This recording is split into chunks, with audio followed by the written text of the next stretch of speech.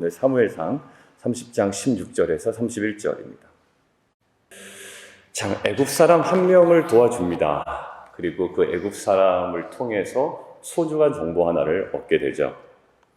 자, 가서 보니 이 블레셋 사람들의 땅과 유다 땅에서 크게 약탈한 그들이 먹고 마시며 춤추고 있다라고 이야기를 합니다. 자, 결국 이 전쟁의 결론은 18절부터 이어지는 동사로 우리가 정리할 수 있습니다.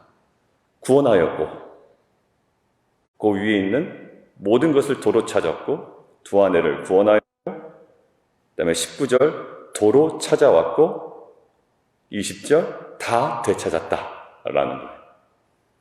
자, 이것들을 짧게 설명하고 오늘 본문이 사실 집중하는 것은 뭐냐면 다윗과 함께한 400명들 중에 있는 악한 자와 불량배들의 의견이 다르였죠.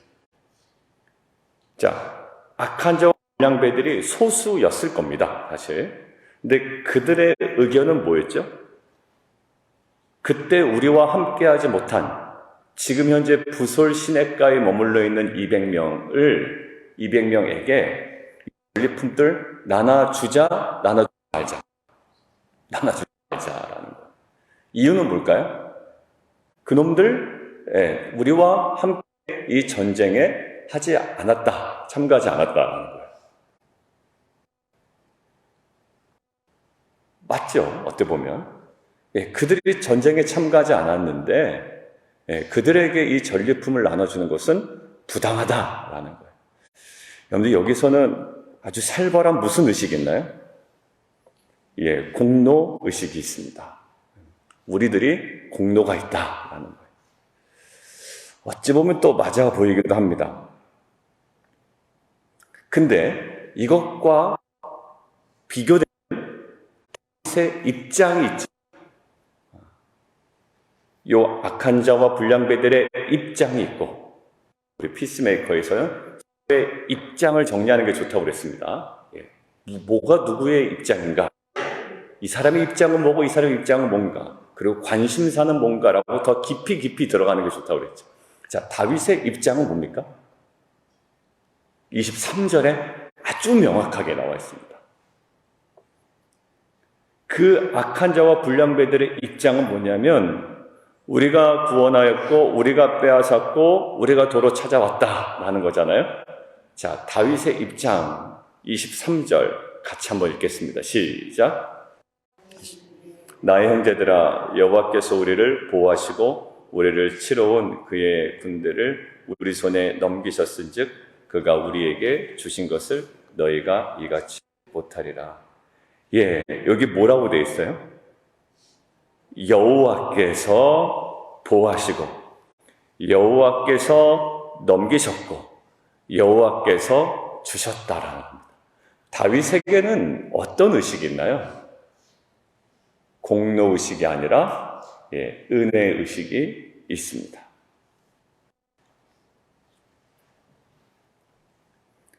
이것이 악한 자와 불량배자들의 입장과 다윗의 입장의 아주 분명한 차이예요. 여러분들 공로의식이 작동되니 어떻게 됩니까? 절대 나누지 못하죠. 그리고 공로의식은 공동체를 어떻게 합니까? 다릅니다. 주일날 우리 함께 묵상했습니다. 할례는 어떻게 한다? 할례 자꾸 갈라요. 너 유대인이야? 너 이방이냐? 라고 가릅니다. 근데 믿음은 어떻게 한다고요? 믿음은 하나 되게 합니다. 에베소서에도 우리가 함께 묵상한 것처럼 그 모든 벽을 허뭅니다. 무엇을? 우리를 의롭다 하는 그 믿음, 이 믿음은 이방인이든 유대인이든 부자이든 가난한 자이든 남자이든 여자이든 젊은이든 노인이든 이것들을 통합하는 능력이 된다고요. 근데 공로의식은 자꾸 나누죠? 근데 은혜는 나눈다는 게 나누어준다라는 게 아니고 구분을 합니다. 그런데 은혜는요, 마치 전쟁에 참여하지 않은 자를 무엇으로? 전쟁에 참여한 자로 여기는 능력이 있네요. 하나님께서 주도하시기에 나의 공로는 없고 이것을 그들과 함께 나눔을 통해 어떻게 됩니까? 그들도 마치 전쟁에 참여하는 자처럼 함께 여기고 통합해 나가는 능력이 있습니다. 여러분들, 이 공로의식을 계속 갖고 살아가는 특징이 있는데요. 뭐냐면 마음의 평안이 있기가 사실 어렵습니다. 공로의식에는 뭐가 깔려있냐면 자기가 흘린 피땀을 보상받아야 된다는 집착이 필연적으로 수반돼요. 내가 이 피땀 흘린 거 내가 분명히 보상받아야 된다는 집착이 있습니다. 그리고 늘 생각의 한가운데는 뭐가 있을까요? 채워지지 않은 욕망과 통제 본능이 공존한다고. 왜? 노력한 만큼 나는 체험을 받아야 되거든요. 거기에 대한 그 욕망, 채워지지 않은 욕망, 늘 채워지지 않아요. 여러분들, 공로의식에 계속 사로잡혀 있다 보면 내가 투입된 것들을 계속 나는 보상받아야 되고 그러한 욕망이 내 안에 계속 발동하게 되고요. 그 모든 상황들을 내가 통제하고 싶은 통제 본능이 내 안에 있습니다. 항상 평안함은 없어요.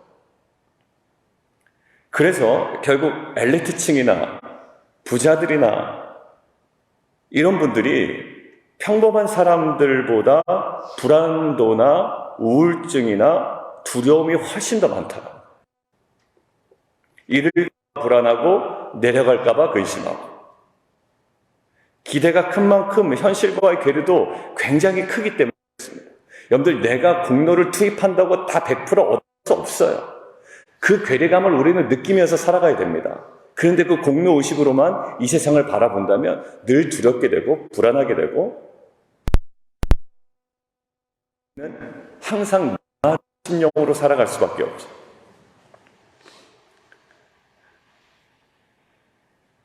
근데 이 공로의식과 은혜의식은 아이들 교육하는데도 매우 중요한 것 같아요. 우리 아이들 달란트 이렇게 잔치 비슷한 거를 한다고 그러더라고요. 부활절인가 다음 주인가 이렇게 한 것 같아요.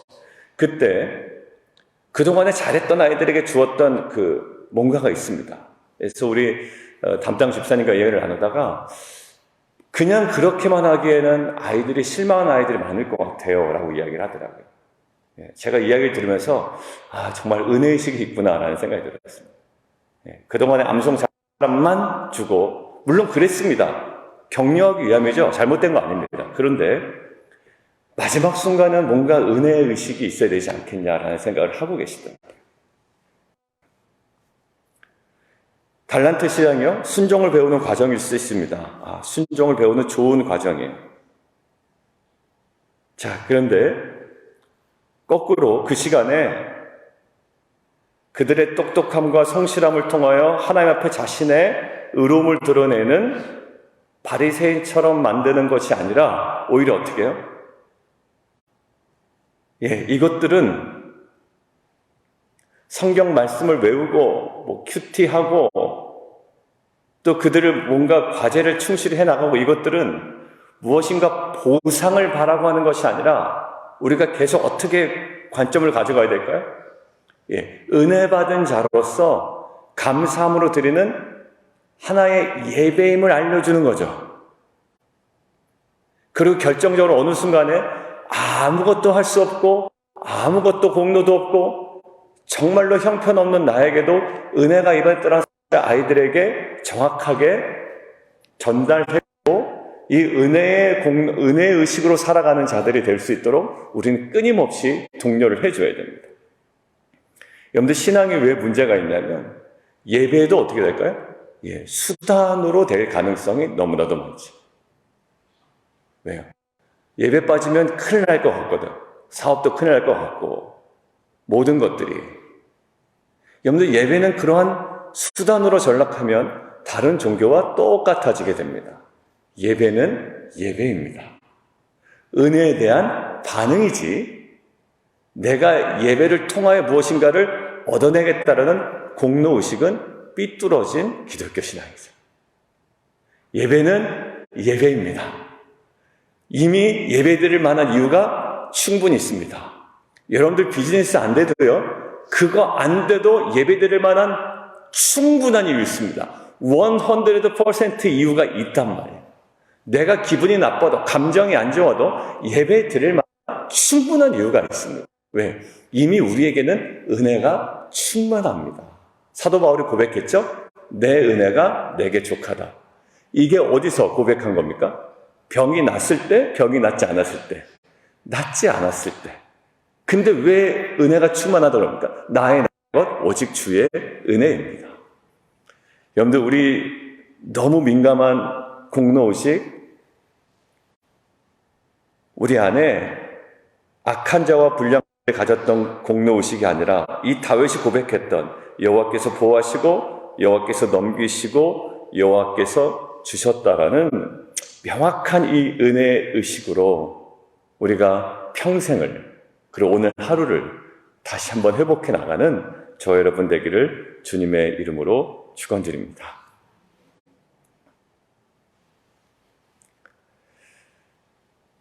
은혜 의식이 없으면요, 은혜로 받은 직분도 부담스럽습니다. 왜? 공로 의식이 지배하는 자에게 직분이 주어지잖아요? 온통 부담스러운 거예요. 여러분들, 은혜 아닙니까? 목사든, 장로든, 집사든, 팀장이든. 이거를 공로로 보면 내가 할 만해서 받았다라는 생각이 있으면 교만해지거나 아니면 굉장히 부담스러워합니다. 근데 이것은 뭘까요? 은혜입니다. 그래서 하나님께서 어제 얘기한 대로 그 두려움과 부담이 있지만 하나님의 뜻 가운데 우리가 순종해 나감으로 감당해 나가는 것이지, 우리가 가지고 있는 어떤 공로로 우리가 이것들을 메꿔 나가는 자가 아니라는 거예요. 그 은혜로 이 모든 것들을 온전히 충만하게 충분히 감당해 나가는 저 여러분 되기를 주님의 이름으로 축원합니다. 두 번째는요, 오늘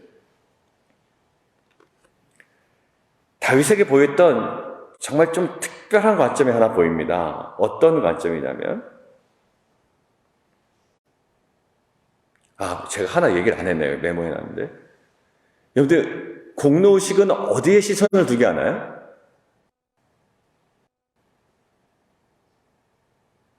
내가 은혜의식이 있는지 공로의식이 있는지 여러분들 정확하게, 제가 이 글을 읽다가 요거다라는 생각이 들었어요. 공로의식은 어디에 시선을 두게 하나요? 다른 사람. 아까 보세요. 다른 사람은 안 했잖아요. 나는 했잖아요. 그러니까 나와 다른 사람만 계속 시선을 왔다 갔다 하는 거예요. 나는 했고 다른 사람은 안 했고, 400명은 했고 200명은 안 했고, 그러니 우리들은 누리고 저놈들은 못 누려도 되고 라는 거예요. 근데 은혜의식은 시선이 어디로 갑니까? 하나님께로 갑니다. 여러분들, 직장 동료에게나 또 부하 직원에게나 얘기할 때 너 했어 안 했어 항상 이렇게 되죠. 직장에서도. 근데 결국 이것들은 똑같은 잣대로 나에게 들이대면 사실 할 말이 없는 겁니다. 어디로? 공로의식은 계속 상대방과의 경쟁이기 때문에 시선을 나와 그 사람에게 두죠. 근데 은혜의식은 어디로 갑니까? 하나님께로 갑니다. 여러분들, 우리의 시선이 오늘, 저는 이 말씀이 오늘 삶 가운데 정확하게 우리 삶에 구현됐으면 좋겠어요. 남편과의 부부간의 관계도 마찬가지죠. 그 부부간의 공로의식이 발동되면 쓸데없는 자존심 싸움을 하게 되더라고요. 그런데 은혜의식이 되면 그들의 약함도 어떻게 해요? 품어줍니다. 200명 쪽에 속했다고 내는 것이 아니라 품어내죠. 이러한 은혜의식이 오늘 정말 부부간의 관계 속에, 직장에서의 또 다른 관계 속에서 우리 안에 정말 회복되고 누려지는 은혜가 있기를 원합니다. 자, 두 번째는 오늘 다윗의 관점인데요. 오늘 다윗의 좀 특별한 관점이 27절부터 있습니다. 자, 26절에 뭐라고 나오냐? 다윗이 어디들에게 보냅니까? 유다 장로들에게 보내죠. 뭐를요? 전리품을. 우리가 지금 묵상을 제대로 했는지 한번 보겠습니다. 이거 어디에 했던 건가요?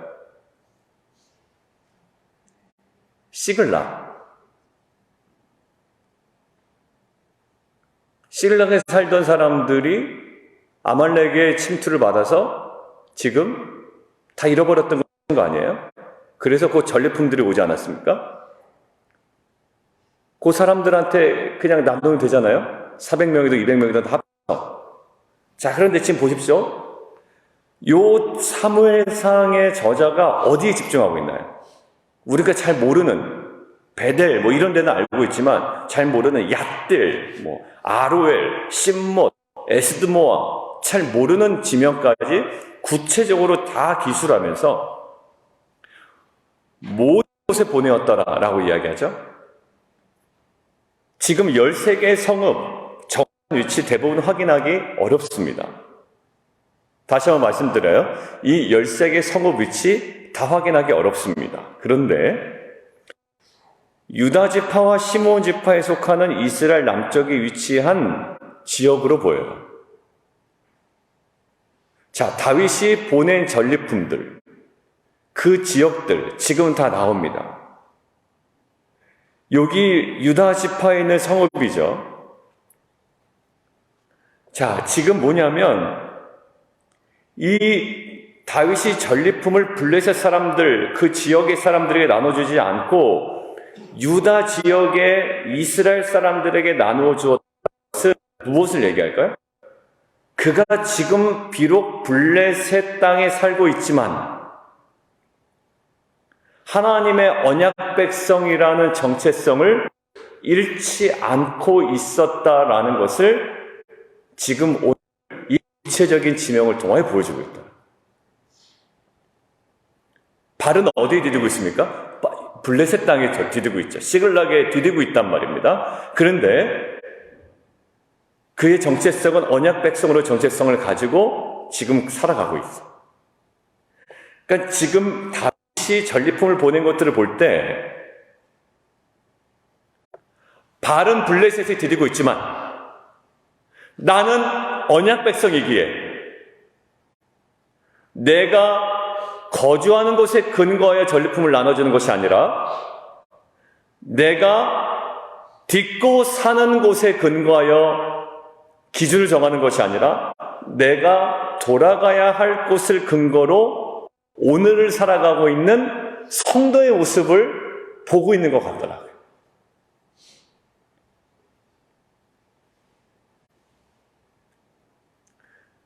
지금 땅을 발을 디디고 있는 여기 있는 사람들에게 잘 보이면 좋죠. 근데 어디요? 그의 친구 유다 장로들에게 보냅니다. 이 자기 발이 딛고 있는 땅이 아니라 자기가 언젠가 돌아가야 할 언약 백성으로 정체성이 있는 그 땅을 향해서 뭔가 행동을 하고 있죠. 골로새서 3장 말씀이 생각나더라고요. 골로새서 3장 말씀.